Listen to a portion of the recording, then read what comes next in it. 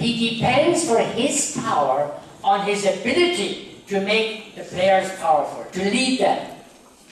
Because of him, they're able to play their best. I can say the same to you good teachers. The teacher in a classroom doesn't do an exam at the end of the year. We don't do exams at the end of the year. We depend for our power to enable our children to do those exams and pass them. That's where we get our power. From enabling the children to pass. From teaching a child to say, day after day, I can. Some teachers, they're not the good ones, they teach their children to say, I can't, I can't. They'll even tell them, you don't try this, you're hopeless. You go and read a book. You don't do this, you can't do that. You leave it alone. Parents sometimes tell their children who want to help, Mama, I'll wash the dishes. No, you'll break them. That's my wedding gift china. You'll break it. Sit down, I'll do it. When are they going to learn if we keep on telling them, you can't? So our job as a leader is to tell them, you can. I'll help you. And at the end of the day, you will say, yes, I can. Third quotation, have a little bit. My job is to awaken possibility. Take it off. Lovely quotation. My job is to awaken possibility. And how do I know that I'm doing it? Look at the eyes of the children in your class.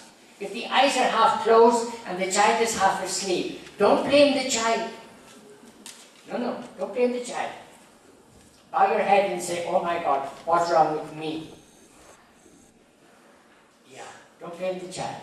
Maybe one child in a class of 50 might be sick, may not have had breakfast this morning, whatever. But if 10 children are yawning and 10 eyes are closed, something is wrong, and it's not the child. My job is to awaken possibility. They come to me not knowing. They leave me knowing. And they now know what I knew from the beginning. What I saw from the beginning, now they see it. In the beginning, they couldn't see it. It was unseen for them. But for me, as the teacher, I saw it from the beginning.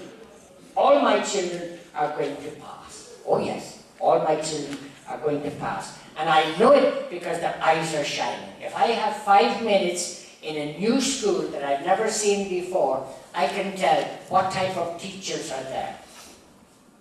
I wait for the bell to ring, and then I stand on the veranda and I look at the children coming out of the classroom.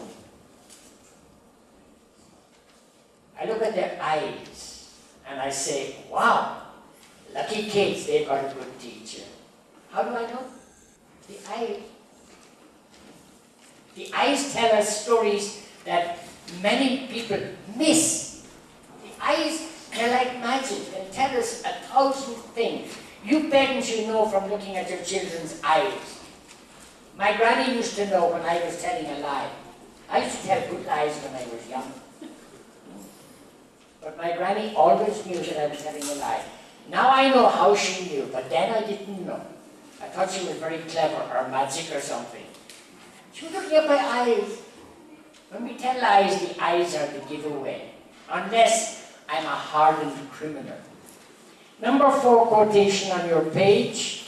If their eyes are not shining, my boys and girls in class, if the eyes are not shining, look at those lovely boys and girls there at the back. When you get a break presently, make them stand in front of you and look into their eyes and you'll know if they like being in school or not. Just look at their eyes. If they're shining, you go home and say congratulations in the mirror. I'm doing a good job. But if my children's eyes are not shining, oh dear, I must ask some awkward questions because maybe I'm failing along the way somewhere. If the eyes are shining, then that's good. Number 5 quotation, second last. Success is not about wealth, fame, and power.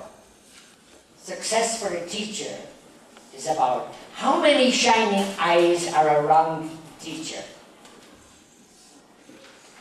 During the break, Who gathers to talk to the teacher? Who runs away from the teacher? The ones with the shining eyes. Then I know I'm getting truth in them. Teachers need salaries. We do need money. Of course we do. And power of a teacher is very, very important power to have.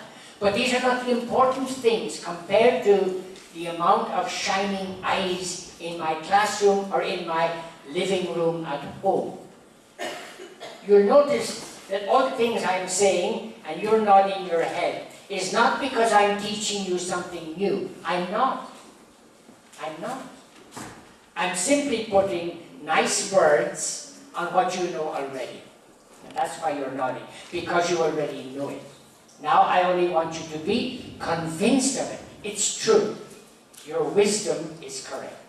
Number 6, the last one. I will never say anything that could not stand as the last thing I ever say. Once in my life I had an unfortunate experience of a teacher who dropped dead in the classroom. Very sad, no? Dropped dead in front of the children. And when I was speaking to the children afterwards, I asked them, tell me, what happened? And they tell me, brother, this is what happened. He was angry with us, and he was shouting at us, and he was calling us all sorts of names. He even called us stupid and ignoramuses. And he was in the middle of one sentence. He was saying like this, you, he was talking to one boy, your father was in my class and he was stupid. And now you come along to my class and you're just as stupid as your father. And then he was beginning. And he said, if you ever have children, he was probably going to say, they will also be stupid. But he didn't say it. He dropped dead. Apoplexy, heart. On the floor in front of their bed. Now those children are all adults now. But when they tell that story, what will they tell? They say the last thing he ever said was that one boy was a stupid son of a stupid father.